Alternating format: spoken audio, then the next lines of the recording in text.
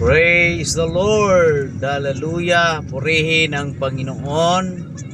Praise God sa mga oras na ito. Amen. Ang Diyos ay dakila at tapat sa ating buhay.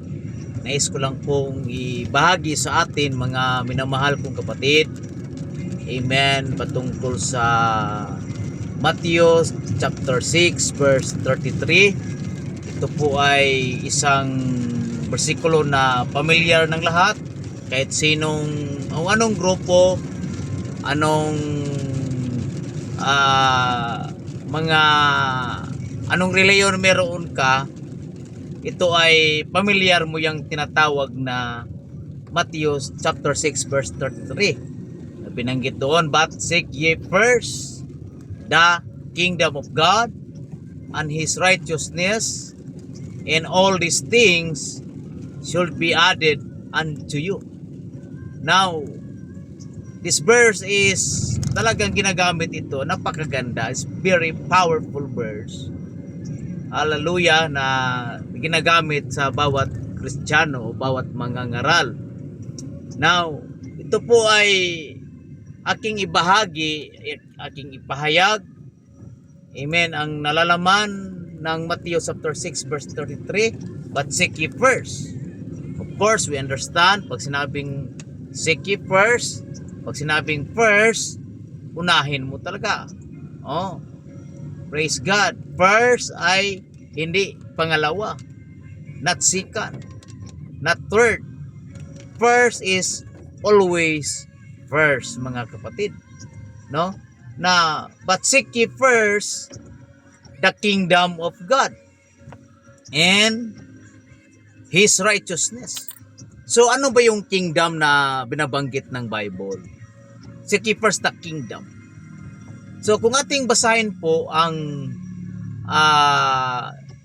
John chapter 3 verse 3, binanggit po doon, except a man be born of water, or binanggit doon, except a man be born of water, verily I say unto thee, except a man be born of water, he cannot see the kingdom of God. So, binanggit dyan ang kingdom of God.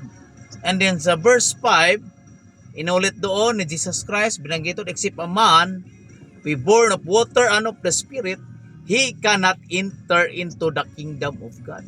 So, ano po ang hallelujah mensahe dyan is the kingdom of God, na seek ye first the kingdom. So, paano ka makapasok ng kingdom ng ating dakilang Panginoon? Praise God. Through sa pamamagitan ng pagtanggap kay Kristo sa bautismo sa pangalan ni Jesus Christ. Yun yung binanggit doon. Na ang akala natin, pag sinabing tayo, simba lang tayo ng simba, pero hindi natin inaral talaga kung ano talaga yung Matthew 6 chapter 6 verse 33. Na akala natin na but seek ye first the kingdom of God and His righteousness, yun na yung simba-simba. Hindi. Aralin natin kung paano tayo paano natin unahin, kasi lahat ng bagay idaragdag ng Panginoon basta ikaw, you are in the kingdom of God, mga kapatid, mga minamahal kong mga kapatid. Kahit anong sikta po kayo, praise God, aralin natin kung paano makapasok sa kingdom ng Panginoon. Hindi lang yan pagsiba-simba. Kahit sige ka siba-simba, present ka ng linggo, mayroong midweek Bible study, mayroon pa yung mga gawain sa ibang araw. Kahit presenta ka dyan, pero kung hindi mo nawaan kung ano yung kingdom ng Panginoon, praise God, ang kingdom ng Panginoon ay, hallelujah, praise God, sabi po mga kapatid, amen, hallelujah, the kingdom of God is not peace, or hindi, it's not drink and not eating and drinking, but it's peace and righteousness. Binanggit doon, peace and righteousness. So, ang kaharian po ng Panginoon ay tinutukoy po dito mga minamahal kong kapatid, hallelujah, na unahin natin lahat ng bagay sa mundong ito. Unahin natin pagpasok ang kanyang kaharian. Praise the Lord. Na mas siguraduhin natin na tayo ay secured. Praise God sa ating kaluluwa. Amen. In His kingdom and His righteousness. Praise God. At ang lahat ng bagay ay idaragdag lang sa atin. Basta unahin natin ang Panginoon. Paghanap sa kanyang kaharian. Hanapin mo, kapatid, mga minamahal ko, kapatid. Hanapin mo ang kanyang kaharian. Siyasayatin mo ang kasulatan na ang pagpasok sa kanyang kaharian ay sa pamamagitan ng bautismo sa tubig, mga kapatid, sa pangalan ni Jesus Christ, according to Acts chapter 2 verse 38. Hindi po yan hanggang simba-simba lang, no. Anihin mo man, simba-simba ka, hindi mo naunawaan. Amen. Ang kingdom ng Panginoon. Hindi mo naunawaan ang kanyang katuwiran. Praise God. Kaya nga, but seek ye first the kingdom and His righteousness, and all these things shall be added unto you.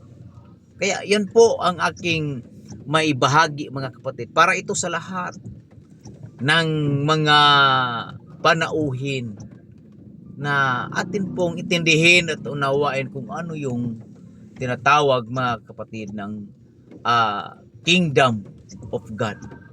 Praise God. Hindi lang yan simba-simba. Seek ye first the kingdom of God. Paano ka makapasok? Kahit sige ka simba-simba, hindi ka papasok sa kingdom. So, para ikaw ay makapasok sa kingdom ng Panginoon, John chapter 3, amen, you must be born again. Kinakailangan kang ipanganak muli. Praise God. Sa tubig, sa bautismo. Kasi ang tunay na bautismo ay sa pangalan ni Jesus Christ. Praise God. Hallelujah. Hindi po, ang bautismo hindi po titulo. Kasi ang pangalan ng Ama is titulo. Ang pangalan ng Anak ay titulo. Ang pangalan ng Espiritu ay titulo. Anong pangalan sa tatlong yan? Naintindihan ni Pedro, naintindihan ng mga apostoles. Kaya ang ginamit nila sa bautismo sa Gawa, mga kapatid, chapter 2, amen, sa pangalan ni Hesus Kristo. At during that time, praise God, nagbautismo sila ng 3,000 katao. Kaya doon sila nakapasok sa kingdom ng ating dakilang Panginoon. Praise God, marami pong salamat sa inyong panunood at pakikinig na itong aking video na ito makatulong sa atin para po tayo ay makapasok sa kaharian ng Diyos at tayo po ay hallelujah, masecure, makasigurado tayo sa ating kaligtasan. Amen. Purihin ang Diyos. Salamat po, mga minamahal. God bless po sa lahat.